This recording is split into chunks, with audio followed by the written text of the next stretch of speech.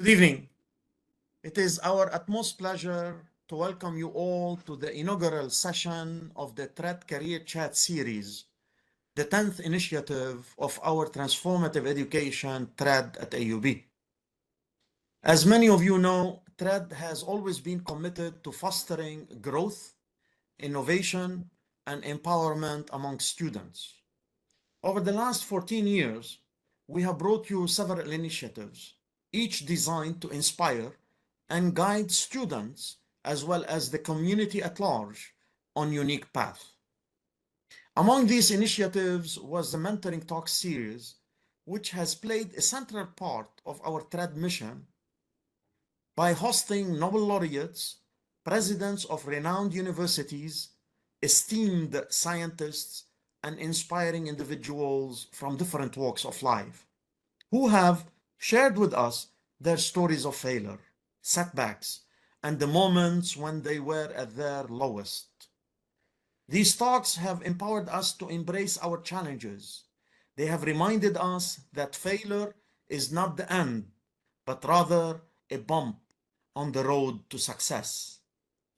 Today, with this career chat series, with this new career chat series, we are thrilled to introduce a new perspective to TrED's mission. While the mentoring talks have focused on the resilience needed to overcome hardships, career chats will provide a platform for us to learn directly from those who have climbed the ladder to success, starting from AUB in particular. As Tony Robbins once said, quote, "Success leaves clues. Go figure out what someone else did to become successful and model it, improve it, but learn their steps. They have knowledge." End of quote. We constructed this series to connect you to those who have the knowledge, to give you a blueprint for success, and to inspire you to craft your own success story. And today, to kick off this series, we couldn't have asked for a more exemplary figure than Dr. Hassan Rmaile. Dr. Rmaile is not just a leader, he is the embodiment of what it means to rise through passion, innovation, and unyielding pursuit of excellence. His journey from the halls of AUB to the global stage as President and Chief Executive Officer of Multicolor Corporation, MCC, is a powerful testament to the very essence of success we aim to capture in this series. With 2 decades of experience in global manufacturing businesses, particularly in the label, packaging materials, and specialty chemicals industries, Dr. Rmaile has constantly demonstrated remarkable leadership and unparalleled expertise in his field. Before joining MCC, he led Avery Dennison's $6.5 billion, 10,000 employee global materials group, the firm's largest operating unit. Under his guidance, this division not only flourished, but became a benchmark of profitability and innovation. His stewardship of Avery Dennison's label and graphics materials business across Europe, the Middle East, and North Africa further solidified his reputation, earning him the company's prestigious Leader of the Year award in 2022. Now leading MCC as President and CEO, Dr. Rmaile is in charge of a century-old global powerhouse in prime label solutions with billions of dollars in annual revenue. He is driving the company toward unprecedented levels of innovation and success. But before all these accolades, Dr. Rmaile's academic journey began right here at AUB, where he earned his bachelor's degree in chemistry in 1998. This foundation led him to further his education with a PhD in chemistry from Florida State University in 2004 and an MBA in finance from the University of Delaware in 2007. It is this combination of scientific expertise and business acumen that has fueled his innovative approach and ability to build and motivate high-performing teams. I'm joined on this panel by Ahmed Akhdar, the coordinator of our TrEd team and the president of the TrEd Student Club at AUB, and Stephanie Zoghbi, the president of ACS Student Chapter at AUB. As we launch this series, we are privileged to have a leader of Dr. Rmaile's caliber to set the tone for what we hope will be a transformative experience for all of you. Please join me in giving a very warm welcome to Dr. Hassan Rmaile. Dr. Rmaile, the floor is yours. Thank you very much, Professor Bilal Kaafarani. I really appreciate the invite, and I'm really excited to chat with all of you guys here. It takes me back 98. Wow, that was 27 years ago, right? My God. Okay, so thank you, Bilal, for that. And yeah, looking forward to speak to all of you. What I thought I'll do, we got hour plus. I'll probably speak 10, 15, 20 minutes maybe, just to give you a little bit background and kind of the history of how I progressed on the company. And then I really want to spend a lot more time Q&A, just listening to you guys and any questions you have and how I could help address some of your insights or questions you have so we can have a dialogue. So going into that, let me share my screen. And Bilal, let me see if you see it.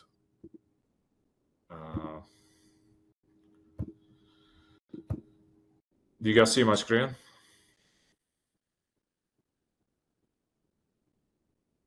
Yes, please go ahead. Yeah, okay. I think you summarized it very well, but let me start all the way from the beginning. So I graduated from the National Evangelical Institute in Saidoun, Lebanon. I did Matilam at the time, which is math, in '94, and I got to UB and did my BS in chemistry. So Bilal and I were in the same class at the time. And then after I finished my BS in chemistry, I started initially doing my master's in pharmacology, but then I got accepted with a full scholarship to do my PhD in chemistry at Florida State in Florida. So then I moved to the US. I did my PhD in chemistry, and then I moved into the specialty chemicals industry. I started working there. And then a few years later, I was able to get my MBA that was partially sponsored by my employer at the time, Ashland. And so I did my MBA. And it was a unique combination, to be honest, because most people don't think chemistry and finance mixed together. And I found a really unique combination here, and I'll share that with you. I think chemistry teaches you how to make things or how to invent things, and then finance teaches you how to make money or create value of the stuff you just created. So for me, it was a perfect combination, chemistry and finance, even though on the surface it doesn't look like they would mix. They're completely different fields, but that's really where the great innovation happened, right? So I started in R&D, moved my way around into business development roles, into marketing, into strategy, into innovation, and then leading into running business units, starting with a $300 million business unit, then 700 million business unit, then 2 billion, and then 6.5 billion. And that happened between 3 different companies. That was Ashland, a global leader in specialty ingredients. Then at H.B. Fuller, which was the second biggest global adhesive manufacturer, and then Avery Dennison, which is the biggest stock label manufacturer, and then most recently, I'm leading MCC, which is the global leader in prime label manufacturing. And I'll share a little bit more about that here in a second. I currently live in Atlanta, Georgia, so the guys you see in the pictures are my kids, and 2 of them go to Georgia Tech, and others will be coming in the future. But one is graduating next month, and then the second one, she's a freshman in aerospace engineering. So very proud of these guys, and that's enough about me personally. Moving into the company I'm leading right now, it's a 115 plus year old company, and I think after you see this presentation today, you're gonna remember me and this company much more frequently.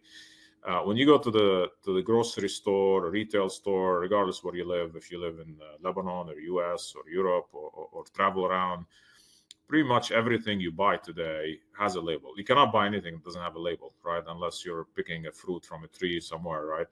But most packaged foods do have a label, whether it's beverages, food, some of the big brands, mouthwash, shampoos, conditioners, spirits, conditioners, like we said, nutraceuticals, pharmaceuticals, everything has a label. So we are MCC, Multicolor Corporation. We're the biggest label producer globally, 3.2 billion revenue. We're headquartered in Chicago. We got 12,000 teammates on the team producing a lot of these labels, serving the biggest CPGs, consumer packaged goods around the world. We have 100 plus manufacturing sites located across 25 countries and around all six continents. So that's a quick snapshot of the company. These are some of the industries we serve. I'm not going to go into too much detail here, but you could say it's essentially across the board, right? We mentioned food and dairy, beverage, healthcare, home care, personal care. We're also getting very aggressively and very heavily into smart labels and connected packaging and intelligent packaging by inserting radio frequency IDs into some of the traditional labels to make intelligent supply chains and consumer experience. These are the key label technologies we make today. On the right, some of you who are engineers or chemists, they will recognize this very quickly here. The first one is pressure sensitive adhesives. So it's think of a Band-Aid, the things you use for your Band-Aid. If you have a cut, right, you peel it, you throw away the liner, and then you put the sticker in your finger or in your hand, and that's the concept of pressure sensitive adhesive. In this case, it's a pressure sensitive label, right? So cut and stack is similar. It uses an adhesive, but instead of being pressure sensitive, it's simply a wet glue, basically hot melt adhesive. Roll fed is a type of label that's only glued at the seam. So if you buy Coke Zero, you look at the label on the plastic, you'll see the label is only connected at one of the seams, but it's floating in the air in the rest of the label. Shrink sleeve is a technology that doesn't have an adhesive, but it's made of specialty polymeric films that shrink based on temperature, and it takes the shape of the container. I don't know what the latest brands are, but this is typically used for things like hydration drinks, protein drinks, things like Muscle Milk, Core Power. Some of the key brands you'll see by Coke and Pepsi. I don't know if they use the same brands in Lebanon these days or not, but essentially for protein and hydration and energy drinks, they use heavily shrink sleeve. And you got heat transfer, which is self-explanatory. It transfers based on heat. And then you got in-mold label, which is heavily used in dairy products, ice cream, yogurt, Lorpak, butter, things like that. And the name is also self-explanatory. The label actually molds or melts into the plastic mold. So if you actually put your finger or your nail at the edge of the label, try to peel it, you will not feel it. It will be completely molded into the plastic mold.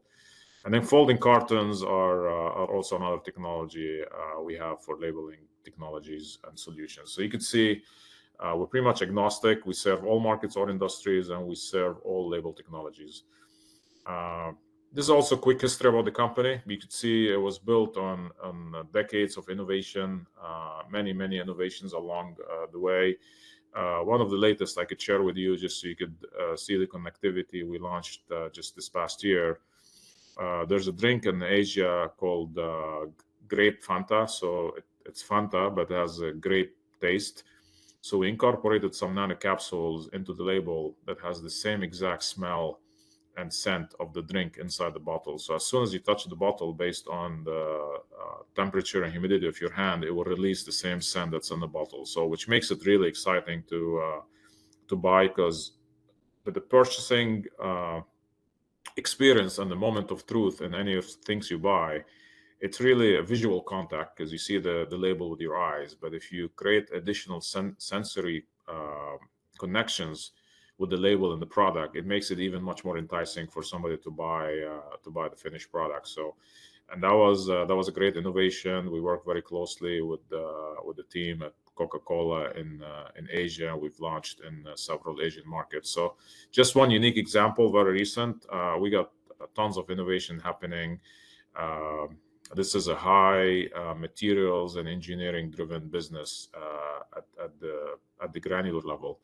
Some of these labels are being produced at hundreds of meters per minute, as you can imagine. High speed digital printing, state of the art imagery and colorful output in terms of art design and visualization of some of these images. So that's what the company is about. And if you ask me, what's the purpose of the company? What's the core of it? I say it's pretty simple. I mean, we sit here at the emotional connection between brands and consumer. Next time you go to the store, retail store, or a grocery store in your neighborhood, ask yourself, when your hand goes to the shelf to grab something, there's a connection happening between the emotional decision to buy that brand that is manifested in the label on that brand, right? So, for example, if you go take a bottle that has black liquid in it, right? If it doesn't have label on it, you wouldn't know what you're buying, right? It could be detergent, could be Coke, could be Pepsi, could be Dr. Pepper. You don't know, right? And I think that's a big advantage of having these labels that connect the consumer with the brand. And we are very proud to be sitting at that emotional connection between the brands and consumers and help brands create more mind share with their consumers and continue to drive their brand equity and brand recognition across the globe. And that's really the core of what we do.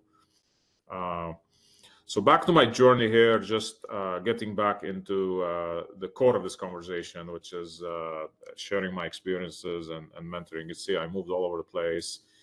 Like we mentioned earlier, started here at AUB in Lebanon. Then I moved to Florida, did my PhD. Then I moved to Delaware. I worked for Ashland, did my MBA. Then I moved to Minnesota.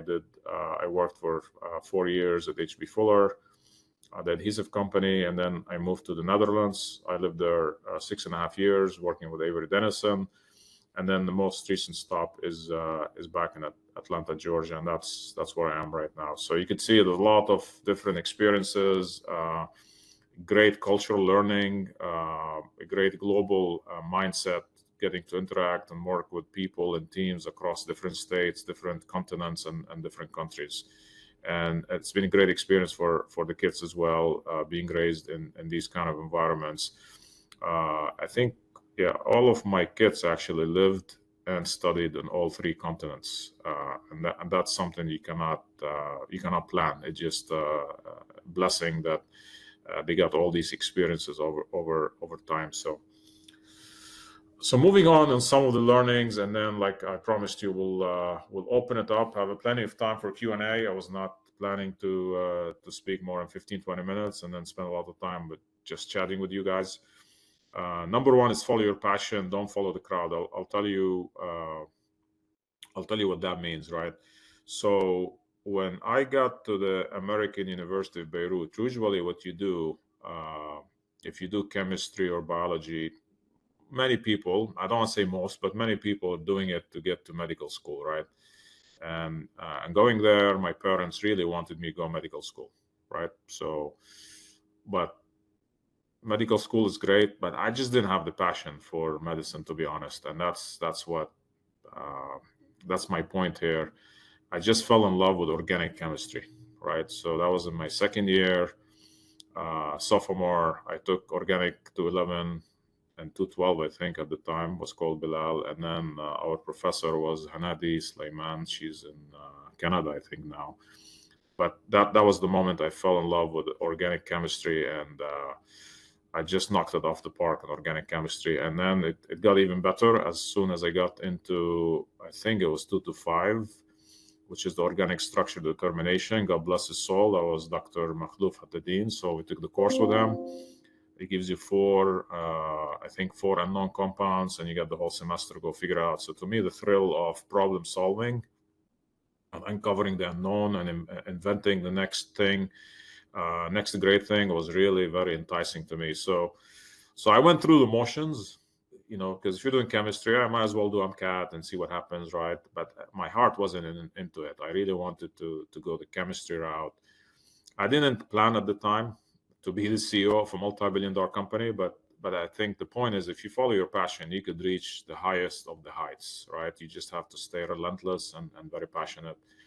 And I went that route. I got into R&D, and then I realized very quickly that, hey, I love R&D, I love inventing, but I like to also be in a position where I could make decisions and add the business value to the chemistry, right? And that's where I started this chat with the chemistry and finance, how you could make a very unique combination between the two. It worked for me, right? It might not work for everybody, but that's kind of what worked very well for me.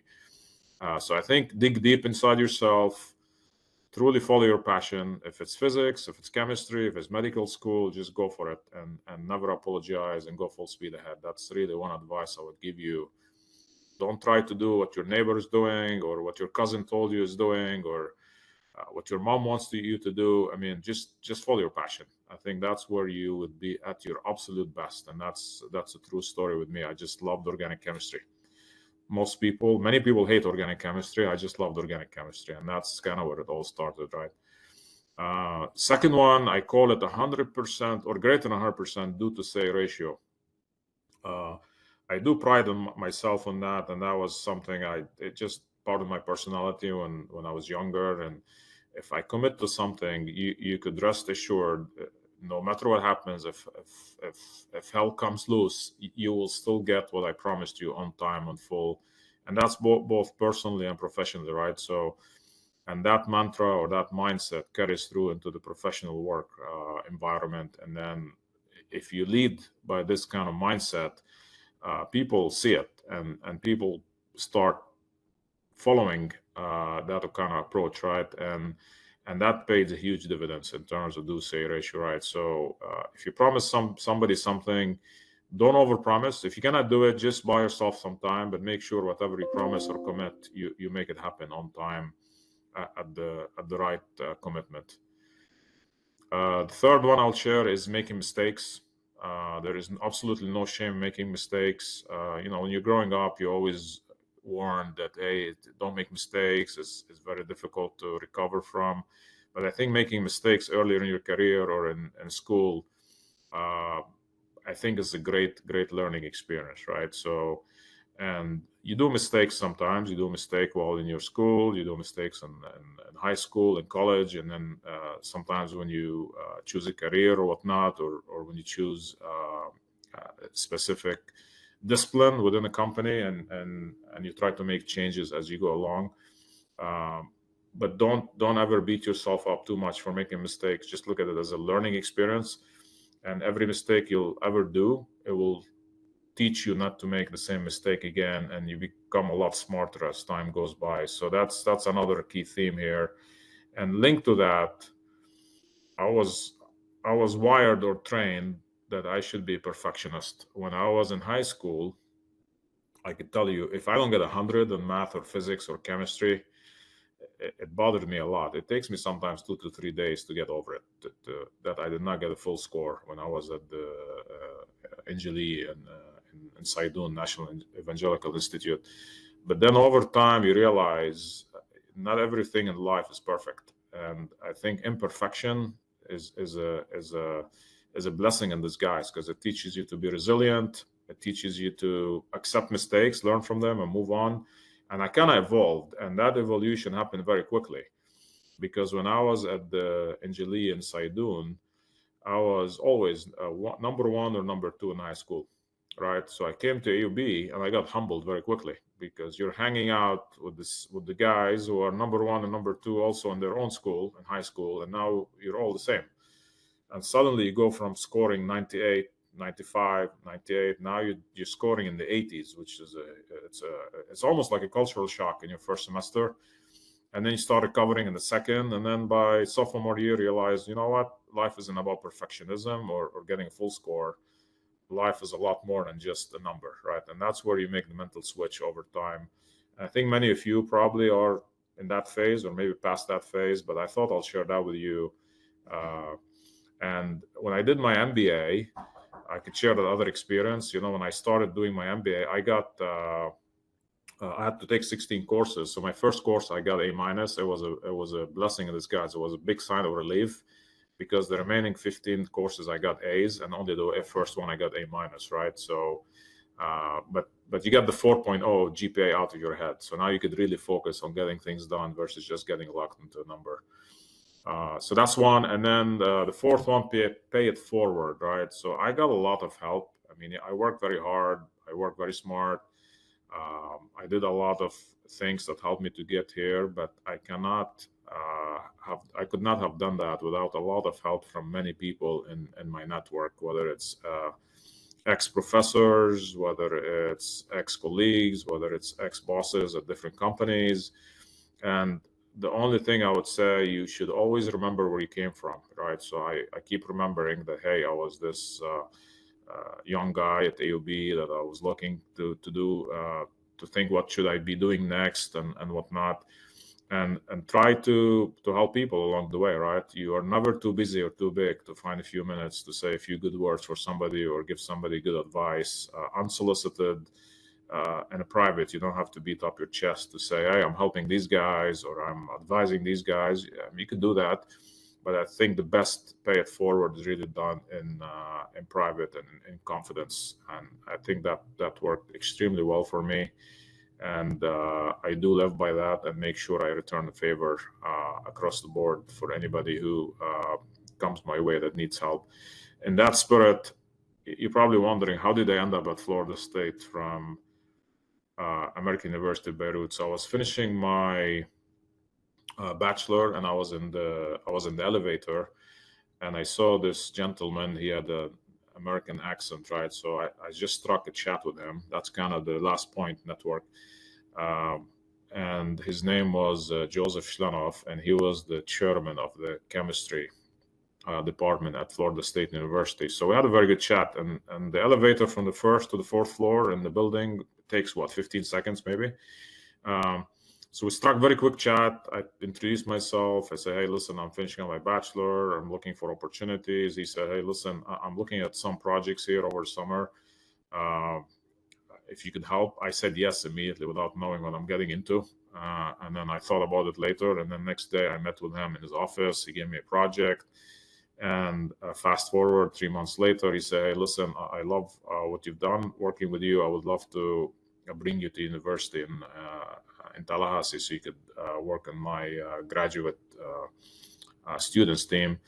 And the rest was history. So that's how it happened.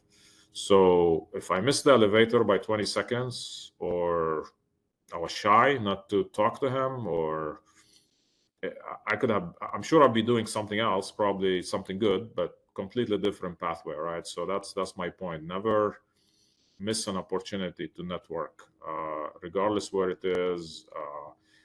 I use Uber a lot. Every time I get an Uber, I strike a conversation if I have time, if I'm not on a phone call.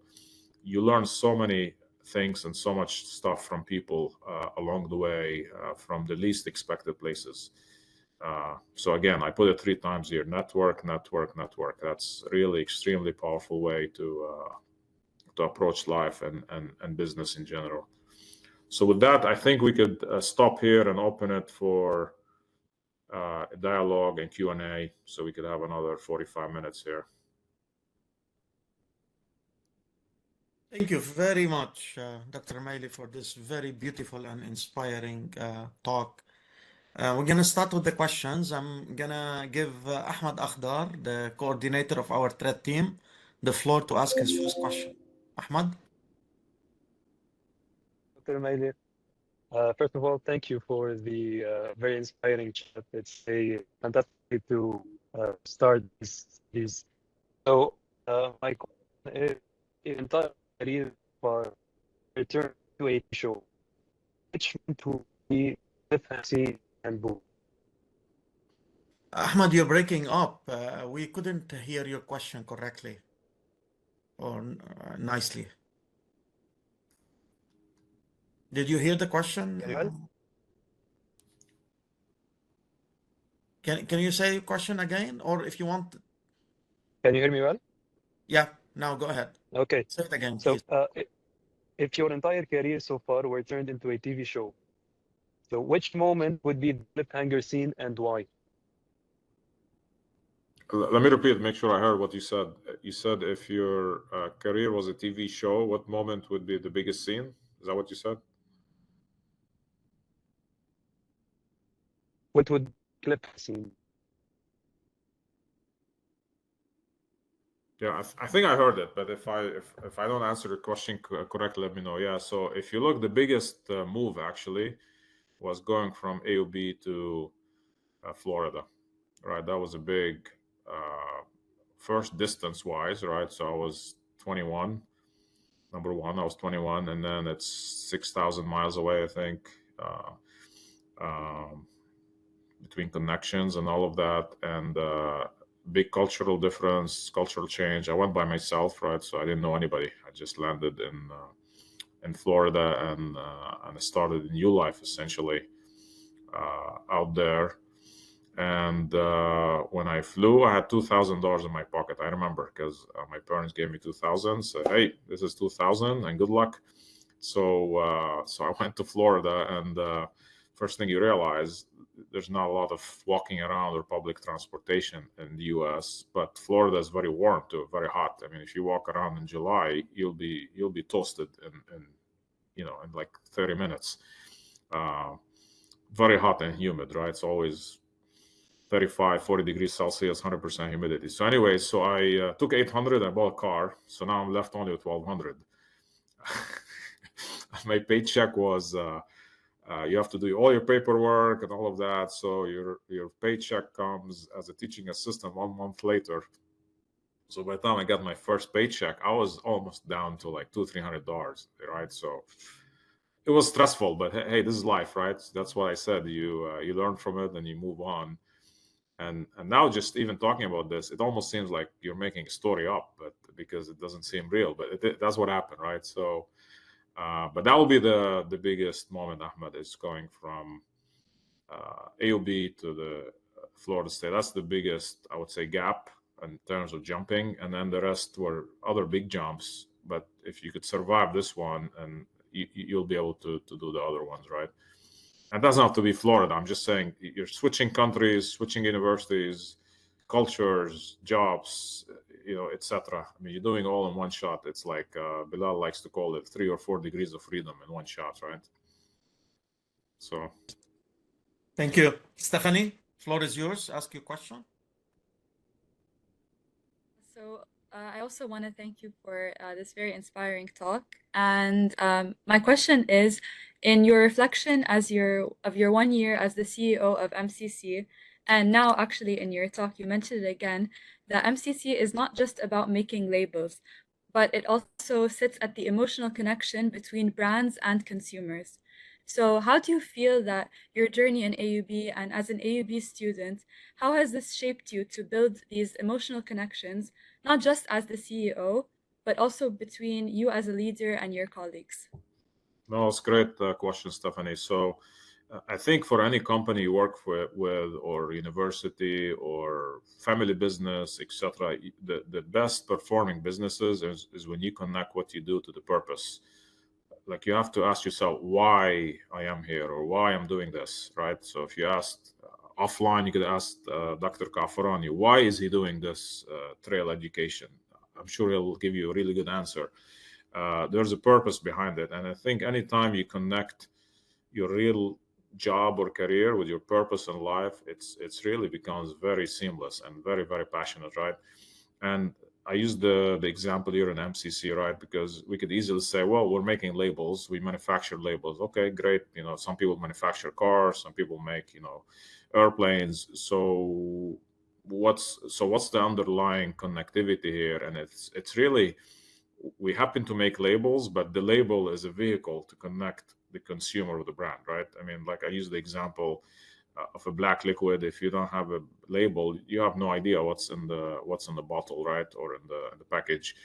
And I think that's really resonates in a very powerful way, connecting the brands with the consumers. And that moment of 3-5 seconds when you made a decision to purchase something at the store, you look at the label. I mean, you're not dreaming it up. You look at the label and you decide, okay, do I get Head and Shoulders, or do I get, different product, or do I get Coke? Do I get Pepsi? Do I get Dr. Pepper? Depending on what you like, what your preference is, but it's manifested by the label, right? So that's the key. That's the key one.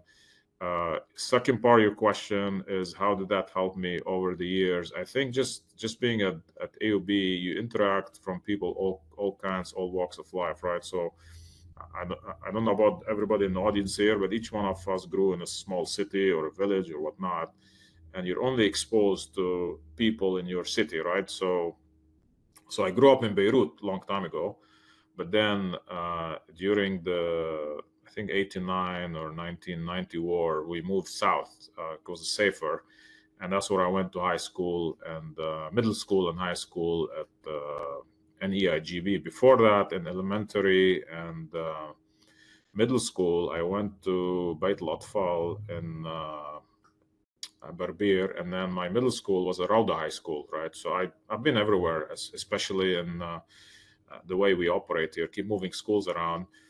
And so that was a big shift, right? Graduating from Saidun, going to UB, then you have to meet all kind of new people. And like I said, the biggest wake up moment is you're the top of your class, and then you come to UB and you look average, and then it kind of hits you like, am I really that smart, or are these people are just way too smart, right? So you have to adjust to that, right? So that was a big adjustment, and that's where you learn. It's not only about IQ. You need to have decent IQ or good IQ, but there's a big, equally important components, your EQ, your emotional intelligence. Is how do you work with people? How do you read people? How do you treat people? How do you treat people like you want to be treated? And those are just these are street smart, street intelligence that you kind of have to learn as you continue to lead organizations. If you have a really high IQ and you're really good in math or physics or chemistry, you could probably invent the biggest thing ever. But if you're not able to connect with people and explain your product or what you invented, it's going to be very difficult to lead an organization or a group of people. And that's where you need to have that emotional intelligence and charisma to be able to connect the dots between science and motivation, right? How do you bring it together? But that'll be kind of my long answer, but just to give you a little bit more color on that. Thank you very much. Now, questions from the audience. This is from Muhammad Abdullah. He's chemistry senior student, graduating in May and joining the medical school. How did your time at Florida State University shape your approach to materials chemistry, and how do you apply that knowledge in your current role? Yeah, so let me explain to you, because you're probably wondering how the hell somebody with BS chemistry end up being a CEO. Right? What's the connection? I'll tell you, it's very logical to me. So I did my bachelor in chemistry. I liked organic synthesis, all of that stuff. So when I did my PhD, I focused on polymeric material synthesis for materials application. So that was the first connection. My first job was designing specific polymer surfactant systems to optimize 2-in-1 conditioning shampoos for personal care customers at Ashland, right? So I got into polymers and materials and interaction between surfactants and polymers. And then I really loved it so much, I got into the marketing portion of it and strategy and new business development. So that was the specialty portions of it. And during that process, I also start interacting with the business unit that does adhesives, because adhesive is also a polymer. It just happens to have a different application than paint or something like that. So I got into adhesives, and when I got into adhesive, spent some time there. Then that translates into adhesive being applied on an application, right? There's a difference between making a liquid adhesive versus making materials that has adhesive on it, like a tape or a label. And that's how I ended up transitioning from adhesives, pure chemical adhesives, into materials or a form factor with a film or label or tape or graphics, right? I mean, I don't know if you have it in Lebanon as prominent as in US. There's a lot of graphics business here, for example, where you could switch the color of cars by applying a wrap to the car. And it's a highly conformable three-dimensional polymeric materials, durable for 10 years, that you could switch the car of your car in one day. And 6 months later, if you don't like it, you remove the wrap, and then the car goes back to its original color. So anyways, evolved into that direction. That's how I ended up with Avery Dennison, making these master big white rolls. And then from there, I moved downstream to MCC, which happens to be Avery Dennison's top customer.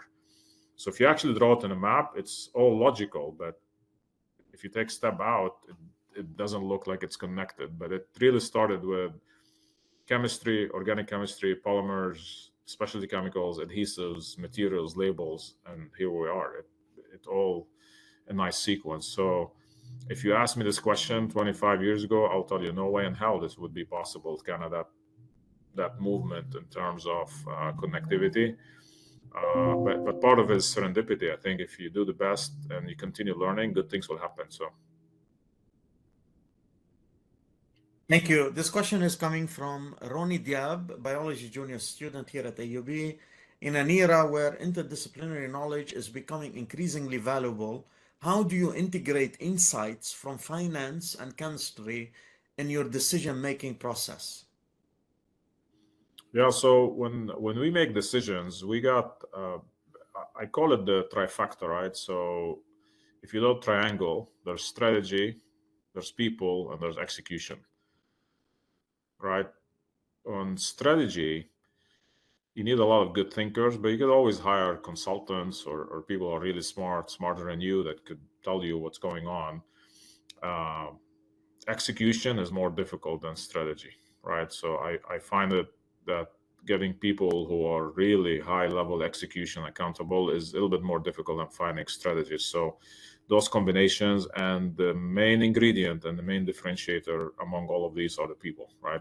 And this is not just a buzzword, or the true differentiator of any organization, any team, is really the people leadership. And that's what I spend a lot of my energy on, is making sure I'm heavily engaged with the people. People are motivated. You got the right people in the right jobs.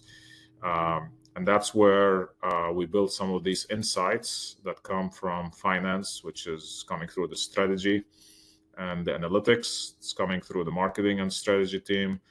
And then having the people leadership to try to translate those insights and analytics and trends that will shape our industries and generations for years to come. And how do you just translate them into small individual business decisions, right? So I gave you a very good example, fresh off the press, like a week ago. There's, you guys, I'm sure you heard about the tariffs going on, the trade war between different countries, all of that. So there were heavily imposed tariffs on aluminum, right? Aluminum is a chemical element in the periodic table, right?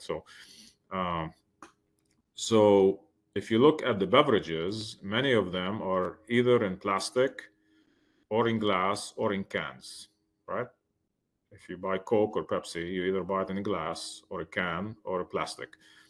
So most people don't think about it that way, but if you think about it this way, I'm sitting in US, suddenly I got tariffs on aluminum, 25% coming from outside the US.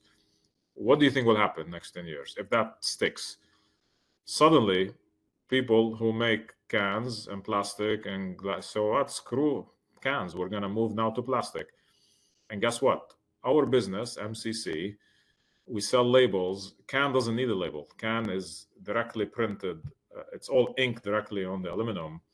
But for labels, they are on plastic and glass. So for me, that was great news, because now, okay, the more cans shift to plastic and glass, the more my business thrives, right? So I'm not. So sometimes you got stuff working for you, some stuff working against you. So you really have to have a 10-year outlook or insights on what's going on with the macro trends. You cannot put your head in the sand and say, oh, I just keep selling and figure out what happens later. You cannot do that. That's where strategy comes in, and that's the question I think was asked. How do you translate finance and analytics into insight? And the insight is the implication of this sticks. That means you're going to see consumer trends shifting, or CPG trends telling consumers, hey, we're going to shift more substrates. And it could go the other way around, right? So, but these are stuff you should plan ahead and be able to predict ahead of schedule. Again, I use that as a fresh example happening as we speak. We don't know yet what the final outcome or implication, but it's called scenario planning, right? You plan for the worst and hope for the best, and you will never be disappointed. Thank you. This question is coming from Huda Dirawi. She is a master's student in the department. She is working in my research group. She states, thank you, Dr. Rmaile, for this valuable and inspiring talk. It is undeniable that the rise of generative AI has become one of the biggest turning points of the 21st century. What is your opinion on the integration of this new technology in the field of industry? In either case, how could MCC label profit from this AI boom? Yeah, so I think AI is really, as you can see, is emerging technology very, very fast across the board in many areas. One of the areas I think we could benefit us significantly. We're dealing with a lot of big consumer packaged goods, and many of them dealing with big retailers. And being able to forecast demand is really difficult, right? I mean, you could come as close as you want, but there's some big disruptions in demand, especially during COVID. Got a lot of demand, and demand dropped off, then demand came back, then you got supply chain disruptions. One of the biggest values we see in AI is really connecting historical trends and trying to predict the future demand and what's happening with that by inputting multiple variables. Example I use, what's happening with tariffs, what's happening with different substrates, plastic, glass versus aluminum, what's happening with market consumption. The new generation, millennials and Gen Z, they drink a lot less sugary drinks, for example, right? So 25 years ago, Coke Zero and the zero sugar drinks mostly didn't exist, right? And a lot of growth now is happening in the zero calories drinks, like energy, hydration, protein drinks. Many of them have very low or zero calories, utilizing some of the sweeteners, many of which are natural and some are synthetic. And back to a love of organic chemistry, each one of them is an organic molecule. So, and that's been a driving major consumer trend going forward. Health and wellness, and that's shifting the dynamics from the old sugary drinks, we call them CSDs, carbonated soft drinks, to similar carbonated soft drinks, but have much lower sugar and less calories. So that's a big consumer trend happening. And having all these insights baked into an AI engine could predict some of these future demands as you go forward. But like I said, artificial intelligence is best when it's manned or owned by human intelligence, HI versus AI. They come together. A professor with AI is much better than a professor without AI. AI will never replace the professor, but a professor with AI will replace professor without AI. That makes sense, right? So the more you could embrace those technologies and use them to your advantage, the smarter and the more efficient and the better you are. But if you're scared from them, say, listen, I don't want to touch it, it could pass you over. So I think my advice, embrace it and try to separate your work, repetitive work, routine work, administrative work, just dump it on AI and focus all your energy on invention and new stuff that AI potentially cannot predict as or invent as fast as a human would. Thank you. This question is from Lara Mer'i, environmental health junior student. What is one skill that you have particularly utilized throughout your educational and career journey? That helped me to get where I am. Yeah. So the number one skill, I think, is networking. Okay. That's why I wrote it 3 times. And whether I mean, this is not. Most people assume networking is a function of super extroverts. No, anybody could do it. You just have to make a mental mindset and decision that you're gonna start networking, and network for no reason. You don't have to network just because somebody is the minister of finance, right? I mean, you could do that, but you could network with anybody. And many of the people you network actually now in your current school if you fast forward 25 years, somebody will be a professor at Harvard, somebody will be an engineer at Boeing, somebody will be in Europe at ESA, somebody will be in Emirates at the Cleveland Clinic. You just have to stay in touch and stay networked. And it's like Bilal. I mean, this is a perfect example that I'm here. You know, Bilal knows me, invited me. We're in the same class, right? And there's many like us that were our classmates that they're on speed dial. I could call them without an introduction, say, hey, how you doing? You know, can we? And that's the part of networking. You never lose track and just stay connected, right? That's the number one skill, I think. Thank you. This question is from Jana Huhu. She is business major. Many may judge you pursuing a degree in chemistry. What do you believe motivated you to continue with your studies even when others doubted you, or you may have even doubted yourself? Yeah, no, actually, nobody doubted me because I was killing it in organic chemistry. I mean, I was killed in physical chemistry, but I killed everybody in organic chemistry. I was not a big fan of physical chemistry, to be honest. Bilal, excuse me. I know you love that organic, but sorry, physical. I just loved organic. And to me, I think the biggest motivation or the biggest advice I share with you in chemistry in general and specifically organic, if you get to the basics and understand how it works, you could solve any problem. If you start memorizing, you are screwed because one small change in the reaction and you don't know how to solve it. But if you really get to the basics on some of these reactions, understand how the electrons are jumping and how the mechanism is working, I could say that you could literally solve any problem. And it's almost like the light bulb goes on at some point when you're in some of those conversations where you're wrapping up the conclusion between those two and jumping between one and the other one, right? And so at a certain point in your career, you thought about pursuing academia, but then you switch into industry. Are you happy you did not pursue academia? Yeah, so that's a great question. So when I graduated PhD, I got two offers at the time to do postdoc at North Carolina, Chapel Hill, and I also applied to MIT to continue doing a postdoc, right? At the time with Paula Hammond. I think she's still there. Anyway, so Funny enough, I sent her an email yesterday. She's still there? Yeah, I sent her an email yesterday.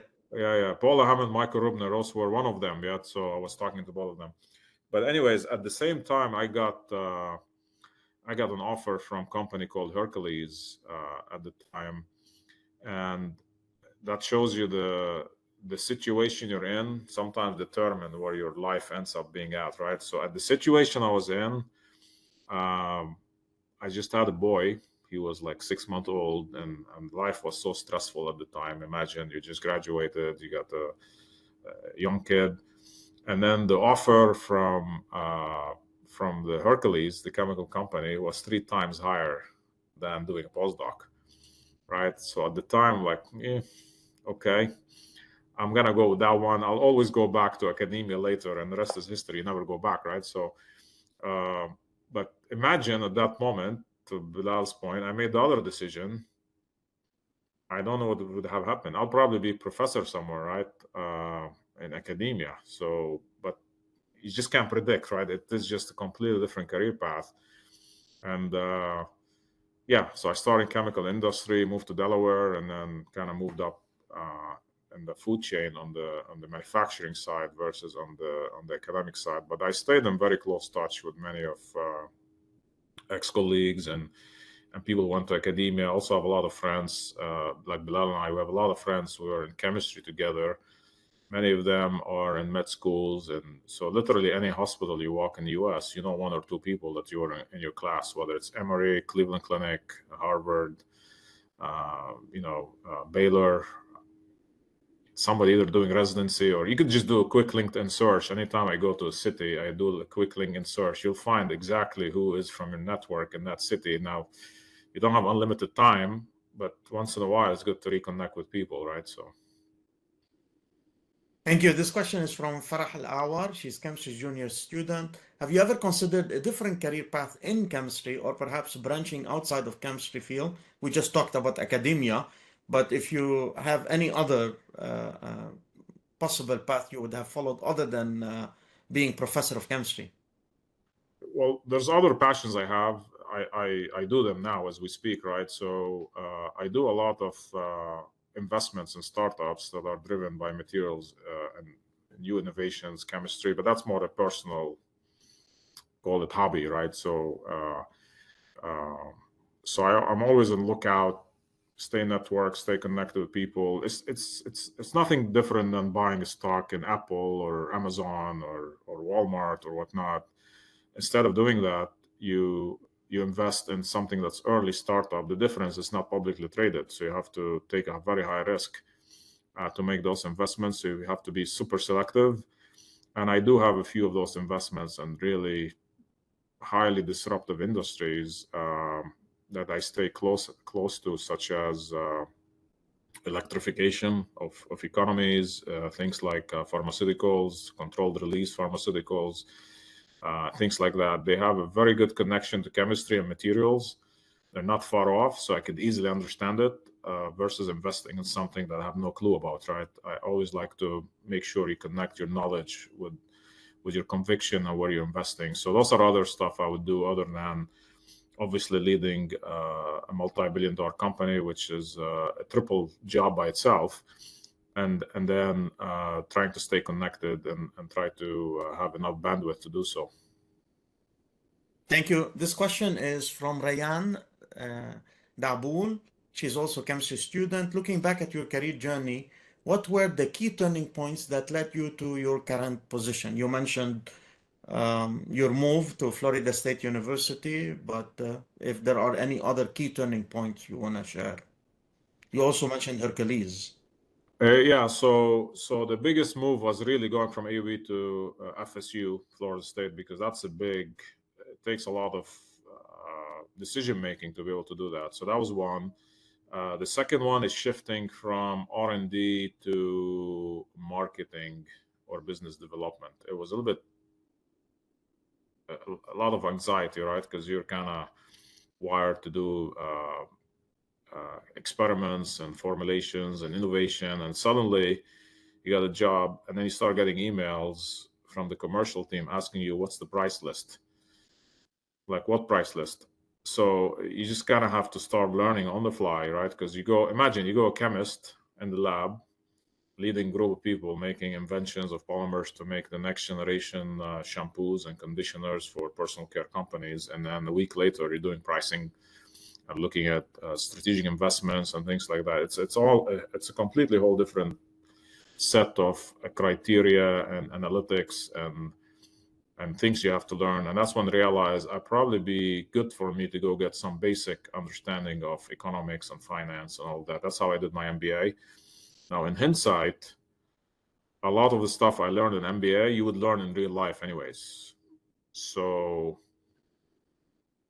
I love that I have an MBA. My point is, you don't need an MBA to do that. You could learn. It's right. If you have a PhD in chemistry, if you have a PhD in chemistry or a degree in chemistry, finance is math, right? So if you're good with math, if you're good in chemistry, normally you're good in math. And if that's the case, you could learn stuff on the fly, right? So, but it was more a validation for me to see, okay, what is this finance and economics about? So I did all of that. I learned a lot, to be honest. So, but my point is not prerequisite to leading an organization. That I don't want anybody to leave this meeting saying, okay, I need a PhD in chemistry, I need an MBA in finance.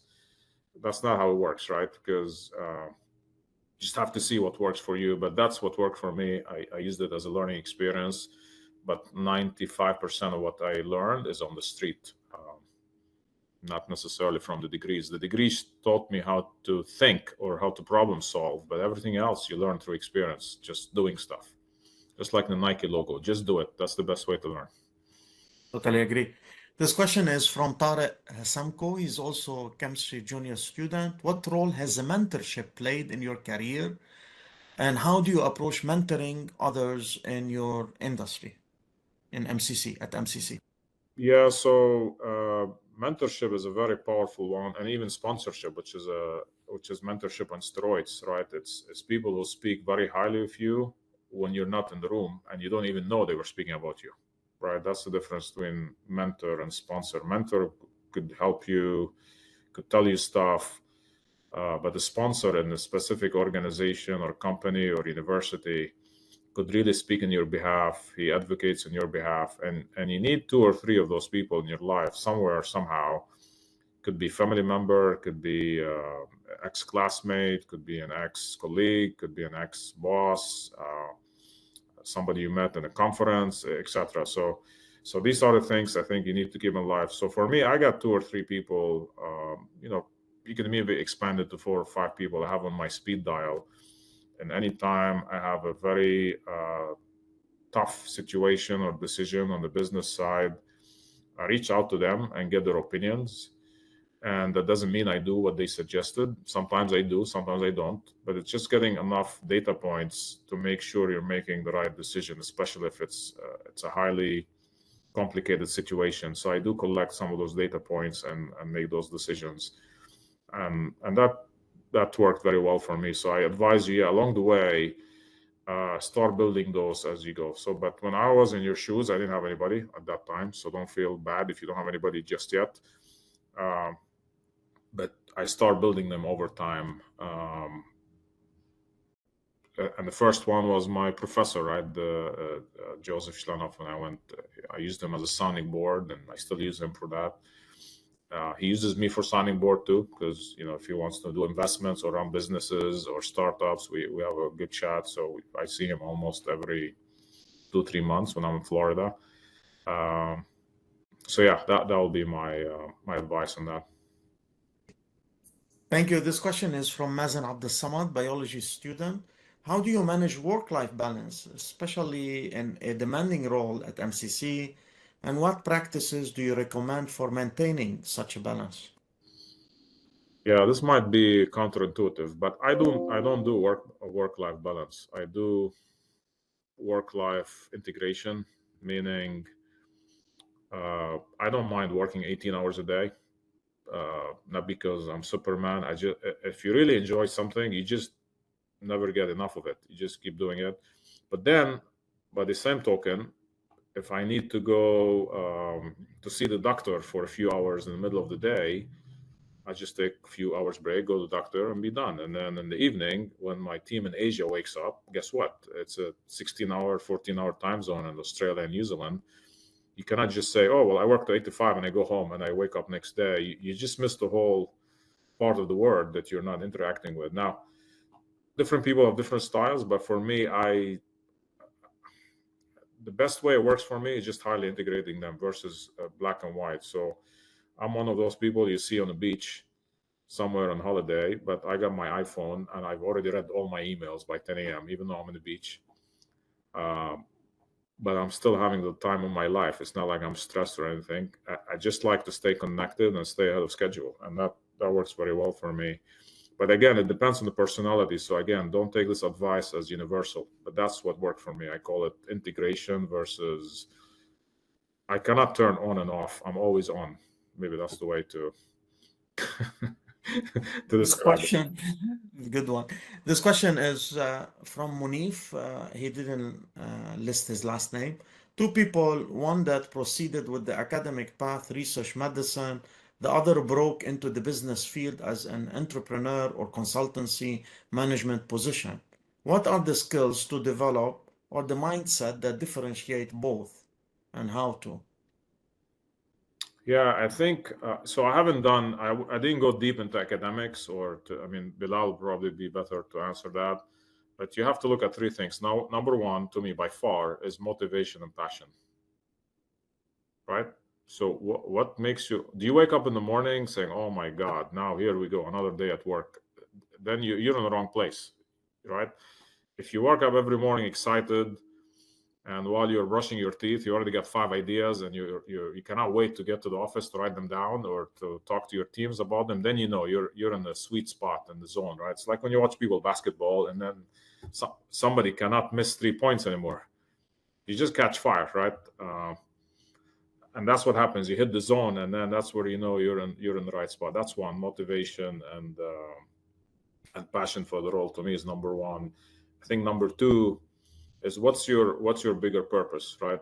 Besides the day to day, what's the purpose? Why are you doing it? Do you want to help people in surgeries? Then okay, then medicine is for you. Do you want to solve big life problems?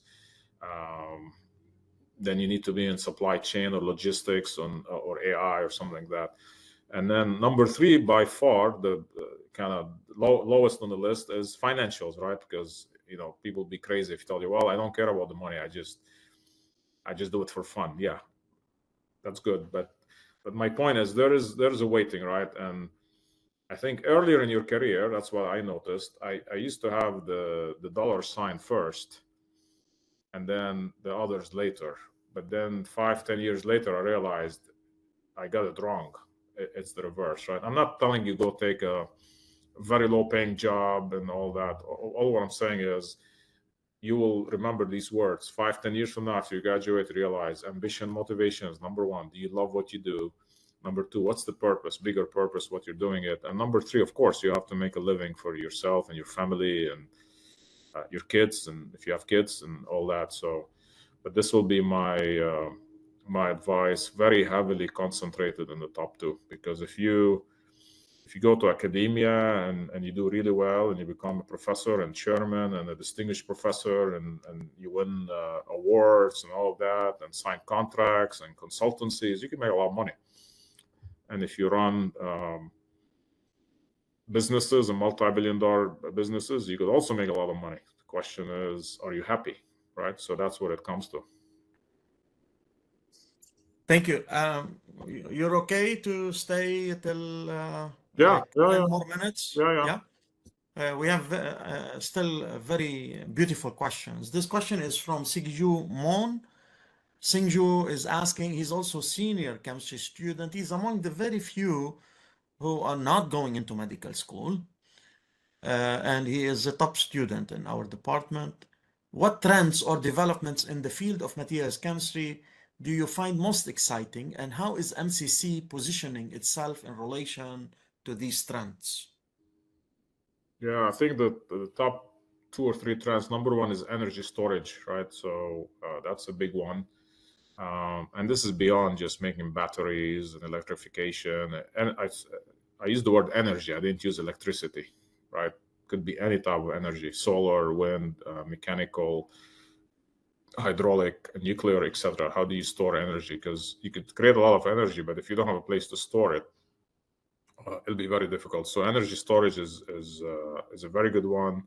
I think the second one, which somebody mentioned earlier, is an AI. Now, AI is most people think AI is software. Yeah, but you could use software in terms of optimization of.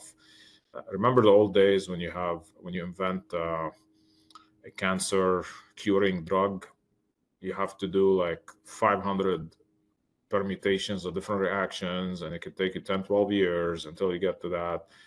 Even when I went to school at the Florida State University 20-25 years ago, they did not invent, but they synthetically mimicked a molecule called Taxol for ovarian cancer, and the university made like 300 or 400 million royalty from Bristol Myers Squibb. If you go back to those days, you could probably optimize and streamline that whole synthetic pathway by 10 times faster. It will not replace the humans, but it will give you more intelligent pathways.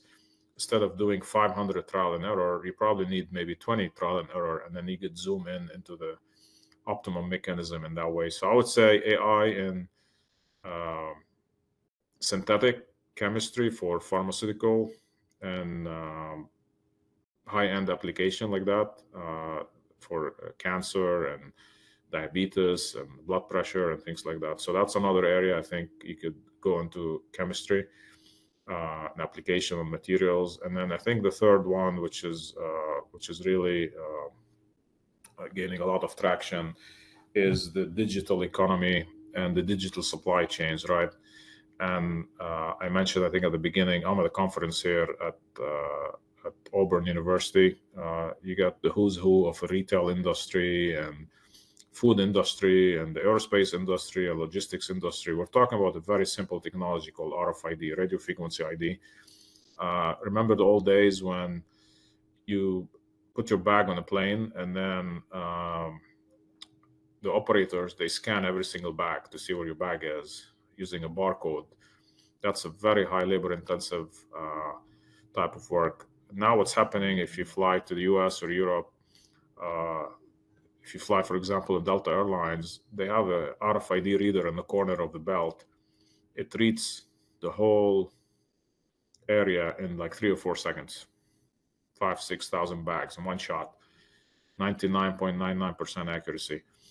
What's the linkage of that chemistry? Well, because there's a label that has RFID in it, and the way you put the RFID in the label, you need some special high curing, fast curing adhesive that cures and sticks the aluminum metal to paper, right? So it's back to chemistry. So a lot of these trends, whether it's energy storage, AI, and digitalization, could be easily distilled down to their basic components of enablers, how you make them work, and you could link it one way or another to chemistry, physics, or material science. Thank you. This question is from Leticia Busamra. She's a chemistry student joining medical school. She's also working in my research group. And Leticia has been tweeting live since 1 hour and 13 minutes. So I know you're not a big fan of Twitter, but there is almost a script of what you have said on Twitter. So if you go there, you will see a lot of pictures and tweets about what you have beautifully covered.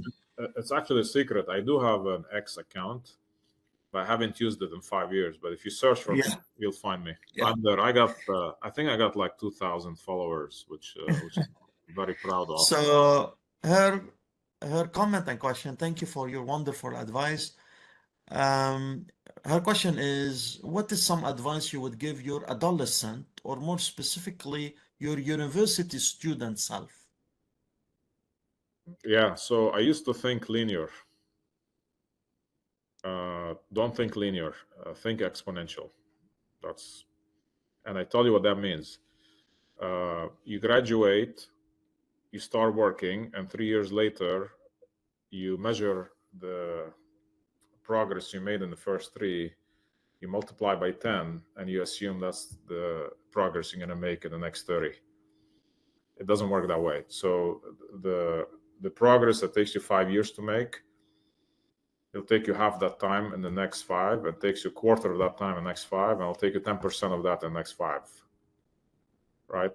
So that's a real example. So my advice is, don't think linear, think exponential. Things move a lot faster as you advance. I like this one. Yeah. Thank you. This question is from Adam Sarhal. He is a biology majoring student. You have access to a time machine and you turn the clock to your younger self, similar to what Leticia has asked. A student majoring in chemistry at AUB, however, due to complications, you only have a minute to speak with him. My question is simple. What will you tell him?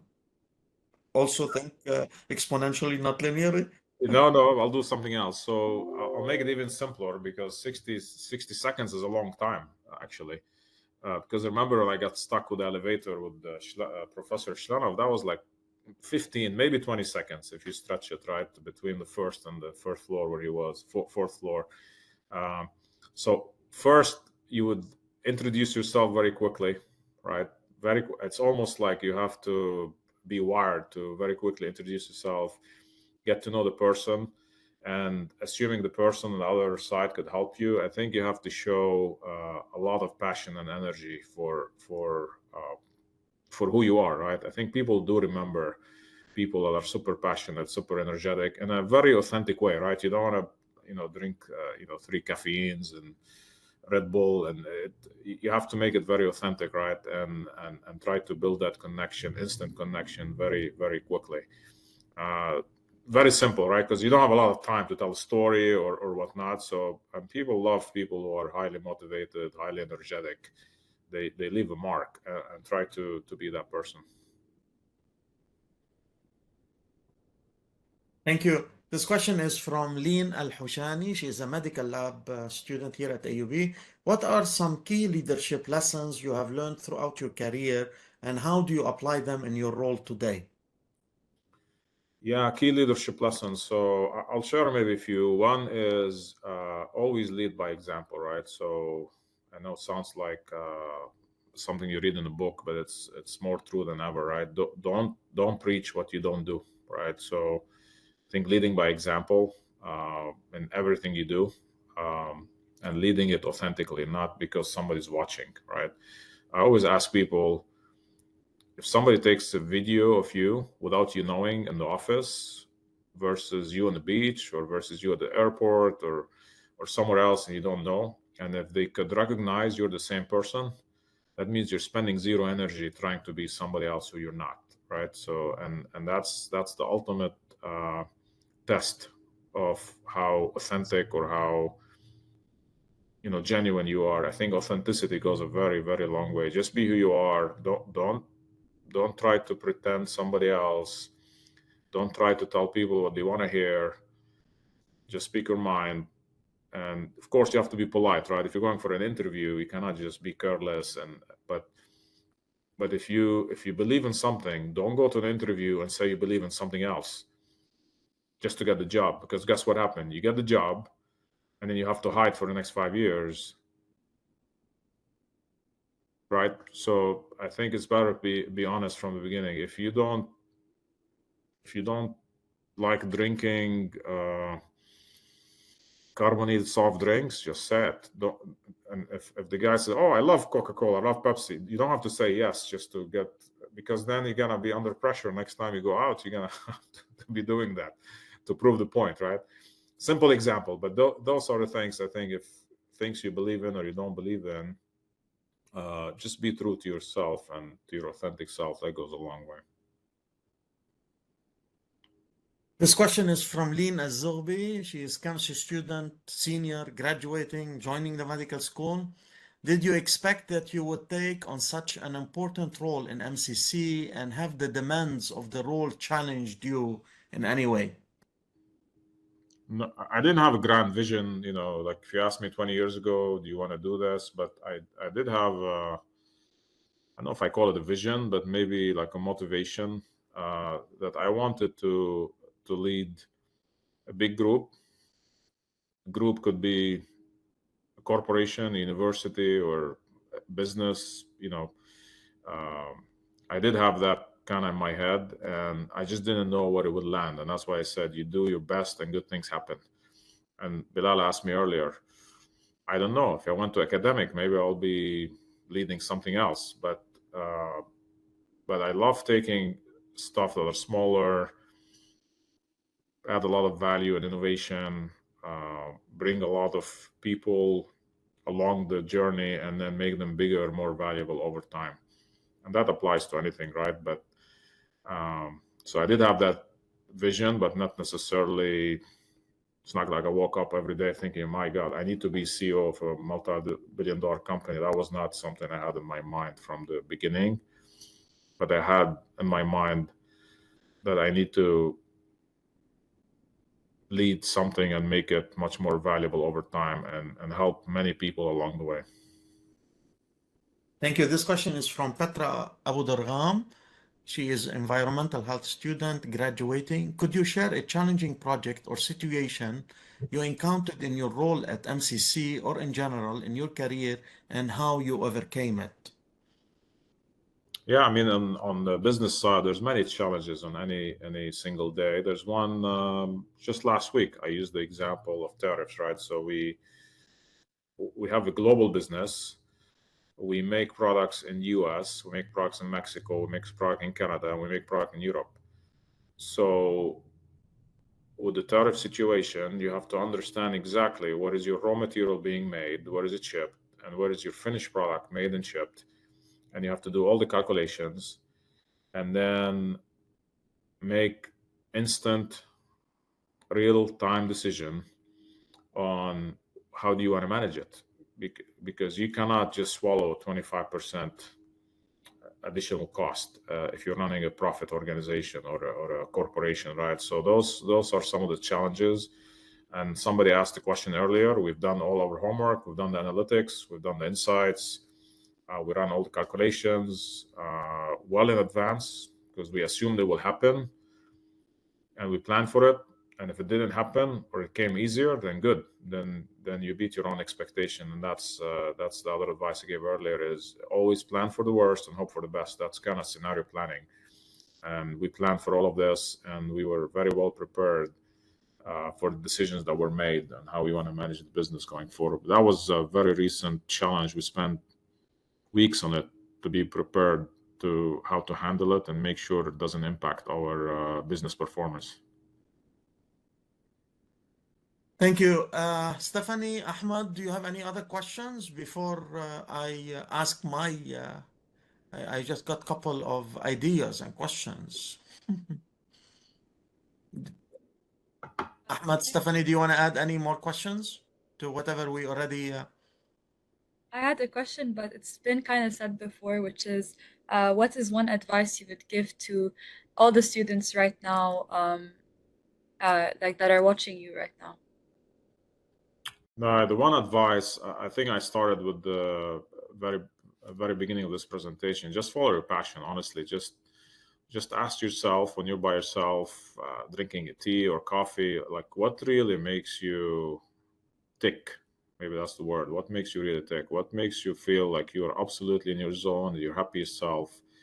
And sometimes it's very difficult, to be fair, to answer that question when you're a freshman or sophomore. You're just out of high school. You have no idea what's going on yet. You're coming to AUB like I did, and then suddenly you go from top of your class to the middle of your class, and it's a cultural shock, right? So, but try to see what your passion is, because growing in Lebanon, I mean, let's call it spade a spade. If you're not an engineer or a doctor or a lawyer, culturally people think, okay, well, he didn't achieve much, right? So you have to almost challenge that status quo. Now, that was back in my day. I don't know if that's still the same, but for my parents, unless you're a doctor or engineer, you're a failure. There's no black and white, right? That's it. You're either a doctor or engineer. And guess what? I'm neither. I'm not a doctor. I'm not an engineer. I guess I'm a doctor by PhD, but they mean doctor as medical doctor. The PhD doesn't count because that's philosophy, right? But that's my advice. Just follow your passion. And if you love chemistry, you will achieve unlimited heights if you want to be a chemist. And if you love medicine, you'll achieve unlimited heights if you want to be a medical doctor. But don't let people around you tell you who you are. Thank you very much. Very inspiring. So we have so many chemistry students on attending today, and some of them are wise enough they are not going to go into medical school. Can you offer them job at MCC? Yeah, we got a lot of jobs. It depends where you want to live, where you want to go. But well, we do have a lot of opportunities, specifically in Europe and the US and Asia, right? We don't have a lot in what I call the core MENA. We do have business in MENA region, but we ship from Europe, right? Export from Europe into places like GCC and Egypt and things like that. Yeah. Do you take any students internships? We do, yeah, we do that as well. So I encourage all of you here, if maybe another advice, Stephanie, you asked, just send me a LinkedIn, and then we'll go from there. That's the simplest way. And I'm going to reach out to you, and we will have a meeting one-to-one. I have a couple of ideas how you could help our students here at AUB and beyond. It has been a pleasure hosting you, Dr. Rmaile. This is so amazing. We could not have wished for a better speaker to kick off our 10th initiative of our TrEd. This has been amazing, and we are going to build on this, and you will always be the first speaker in this new initiative. Thank you so much for your time. Thank you so much for the advice. My friend, I look forward to meeting you.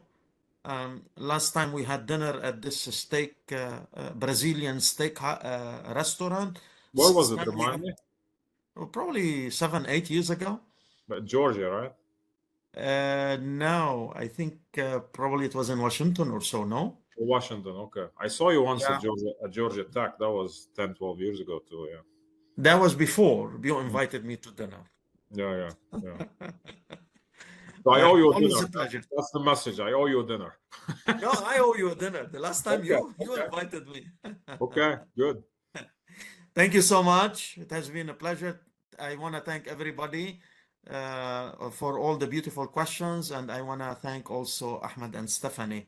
Until next time, have a great day, everybody. A great evening, and thank you again, Well, thank my you friend. all. Thank you, Dr. Bilal, and thank you all for listening in. I think you're getting an unbelievable foundational education at AUB, right? So I think there's a lot of great knowledge there. So make the best out of it, and you got a bright, very prosperous future ahead of you. Just keep locked down and stay focused. And I leave you with treat everybody like you want to be treated, and then I think good things will happen. So, and thank you all. Send me Thank a you. send me a LinkedIn invite so we're connected too. Yeah, of course. Everybody, send them LinkedIn. Everybody, yeah. Have a Okay. great evening. Yeah. Thank Take you. care. Bye-bye. Bye-bye.